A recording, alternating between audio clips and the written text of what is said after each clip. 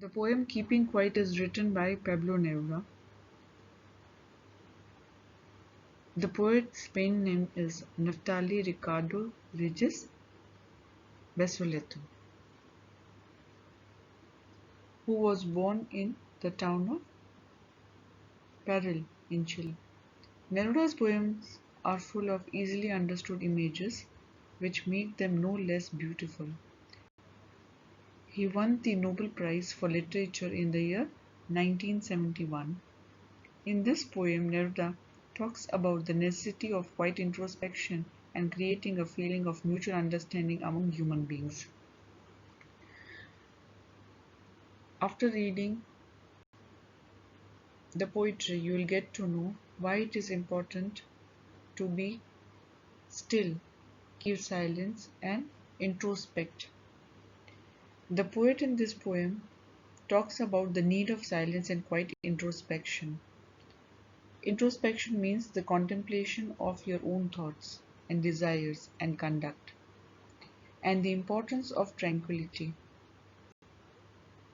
and calmness. He also talks about creating a feeling of mutual understanding among human beings. He wants the human beings to stay united and work for a better world. The theme of the poem, as you might have understood, is maintaining peace and silence. The importance of silence is evident as it can change the perspective of human beings and bring about a change in human life. Here the poet stresses upon being quiet and harmless to human beings, animals, and environment. He suggests that in order to maintain peace and harmony, it is required to stop and introspect ourselves. The poem is written in free verse, so there is no particular rhyme scheme to mark here. In first couple of lines, we read, "Now we will count to 12 and we will all keep still." This is instructed by the poet. The poet wants us to count 1, 2, 3, 4 till 12 and sit still. That is doing nothing. And without any movement, we can think about what we are doing and what are the consequences that we might face due to our actions. The poetic device is antithesis. So if you read this line, you come across the contrasting idea where the poet asks us to count to 12 and he also wants us to keep still without any movement. So you might count silently, or else you might read out something or speak about something. So here there is a contrasting idea presented in the first line of the poem. Now, antithesis is a rhetorical or literary device in which an opposition or contrast of ideas is expressed. In the next stanza, we will learn why it is important to keep still. For once on the face of the earth, let's not speak in any language. Let's stop for 1 second and not move our arms so much. The poet asks us to keep still and count up to 12. He also asks us to sit still for a moment. We should not speak any language. Okay, he wants us to spend some time, sit still, and not use any language to converse. We should not move our arms so much. It will be a moment of complete silence without rush or worry. This would be an exotic moment. Exotic here means unusual. The phrase "the face of the earth" refers to various countries on the surface of the earth. So we are not supposed to speak in any language and we are supposed to spend some time without doing any activity or without showing any movement of any kind. The poetic device used here is repeating the words let's in the stanza that highlights some kind of repetition, and this repetition is called anaphora.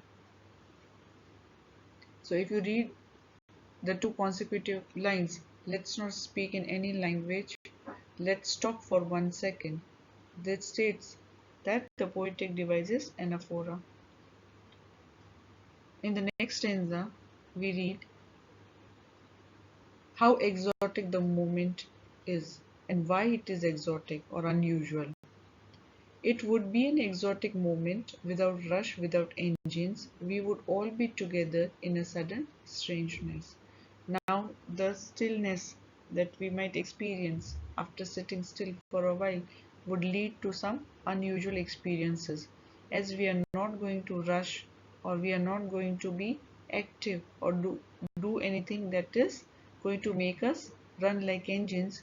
We will be inactive for some time, and this states that we will not be in rush to do any daily chores and get an opportunity to reflect and examine ourselves. So here self-examination is the key to change the perspective of human life. In short, we won't function like engines and stay calm for a while. He wants everything to come to a standstill. Let it be any kind of important work that the people are doing. They should not rush to complete their tasks, but they should be still and calm for some period of time. In the third stanza, fishermen in the cold sea would not harm whales, and the men gathering salt would look at his hurt hands. It is bliss. Bliss means happiness. The fishermen would not harm the whales on the cold sea. The fishermen, those who are working hard to earn their livelihood, they are in the sea to fetch some fishes. They would see the whales and they won't harm them. Why is it so? Because they are true human beings. They are good human beings. As they have been still for some time, they have realized how important it is to preserve the environment, and so they are not going to harm the marine creatures. Even the men gathering salt would stop working and look at his hurt hands and reflect at the pain and harm his strenuous task has caused him. So here even the laborers, those who are working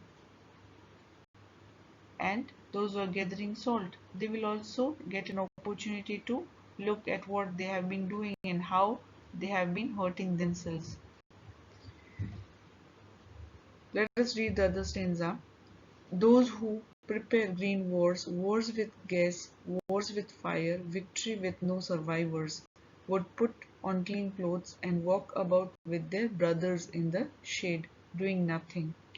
All kinds of wars must be stopped at once. This is what the poet feels. The green wars against the environment, wars with poisonous gases, firearms must be stopped at once, as everything is going to lead to some kind of disaster. He wants us to think how the outcome would be if you set the war and if all the countries have conflicts and they start destroying the world, everything would come to an end.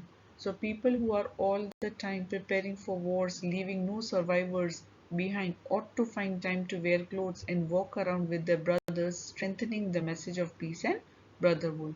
So here the poet wants the people to be united, to live in peace and harmony, and show some feeling of brotherhood. At the same time, the poet is worrisome and he shows some kind of caution, and the caution is not to confuse stillness with total inactivity.